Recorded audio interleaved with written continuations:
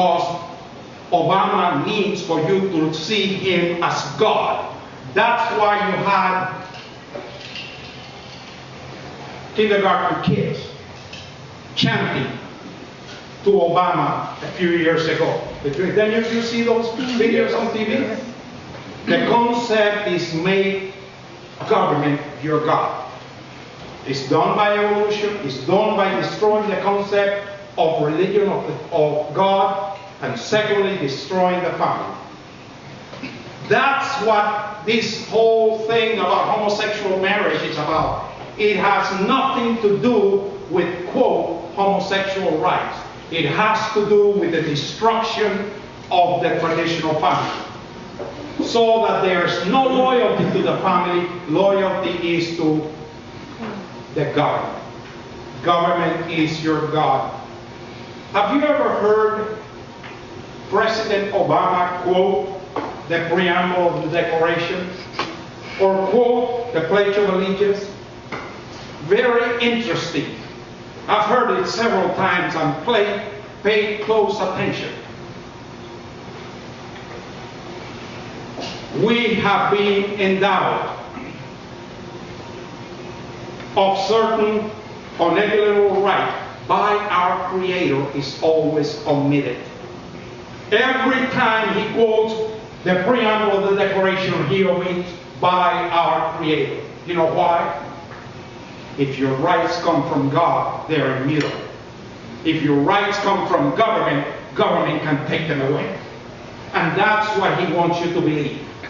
Those rights come from me, King Obama. And I can take them away. I control them. It's all about control.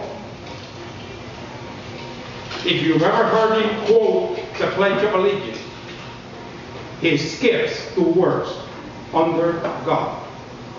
Every time. Every time. Why? It is a concerted effort to make government your God. But you know, look at what is happening in our country. We have had in the forefront, in the last month, a real concerted effort to destroy the Second Amendment.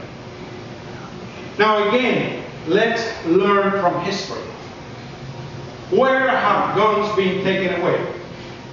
Russia, China, Germany, North Korea, Cuba, and many other countries.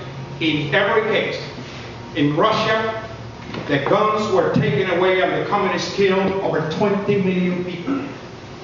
In China, guns were taken away and over 50 million people were killed by Mao.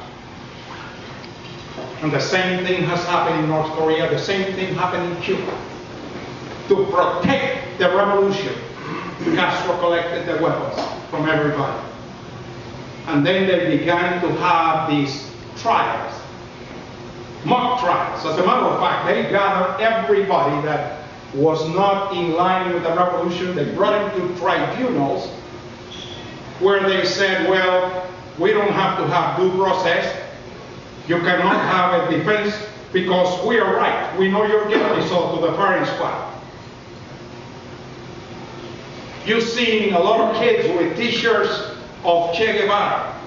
Did you know that Che Guevara personally killed over 1,000 people?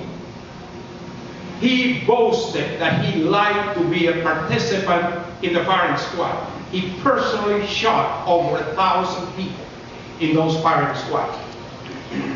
Many, many more than that were killed. But you know what happens is, when you destroy the concept of God, you destroy the concept of moral values. You destroy the concept of right and wrong. You destroy the value of life. And when you do that, then anything is permissible. There is no absolute. And very, very rapidly we're seeing the same thing happen in this country. I was just chatting with some people earlier today, and I said, you know, I love dogs, but I really get irate when I see in the newspaper news about somebody who kicked a dog and they're going to be put in jail for 6 months. And yet, since 1973, we have murdered 55 million babies in this country. I think there's something wrong with our value system. I remember a few years ago, Ruth Graham, Billy Graham's wife, said, if America does not repent for the murder of abortion, we are going to have, God is going to have to apologize to Sodom and Gomorrah. It is the biggest abomination in this country. 55 million babies killed. Do you realize that if those 55 million babies were alive today, we wouldn't have an economic problem? Those 55 million citizens would have brought trillions of more income to this country. We would have a much more flourishing economy. Think of how many scientists, how many theologians, how many great men and women that were murdered on behalf of so-called choice. You see, we have even allowed to be duped by political correctness.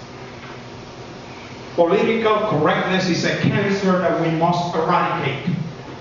On behalf of political correctness, we are playing dead. Just even look at the terminology. Pro-life or pro-choice. That's the wrong wording. It's pro-life or pro-death. It's pro-life or pro-murder.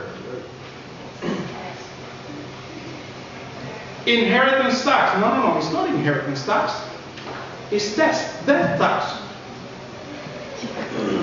It's actually not even a tax.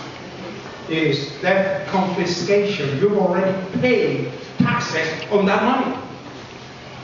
And now the government, on behalf of, quote, redistributing the wealth, takes away what you and generations before worked all your life to build. That's probably the most incomprehensible tax of them all. And then we come to healthcare. We come to healthcare. Again, look at all the communist countries. They all have socialized medicine. You know something? You go to Cuba today, you can't even find an aspirin. People that go to Cuba to visit their relatives, they take aspirins, they take Band-Aids. None of that there is in Cuba. You don't have to go so far. Look at Europe. Look at Canada, where they have socialized medicine. You need an operation and it's scheduled for maybe a year from now, a year and a half from now. If you have cancer and you have an operation, in all probability you'll die before you're scheduled for your operation. That's socialized medicine.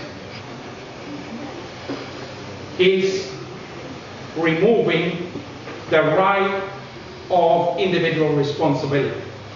It's making you a ward of the state. You see, one of the things that communism tries to do is tell you that it's all for, or what is the term they love to use? Social justice. And then you become a member of a collective group where individual responsibility is eliminated. But you know something? If you visit a communist country, you will find something very common. Nobody works. Nobody works. Because you know something, Bruce? If you and I live in a communist country, and I am working twice as much as you are, and we're making the same money, it doesn't take long for me to figure, hey, you know something? I'm being dumb. I'm going to work the same as Bruce works. And so everybody just does as little as possible. To give you an idea, let's go back to Cuba. Before Castro, Cuba produced over 55% of all the sugar in the world, that little island. Today, it doesn't even produce 5%. Why?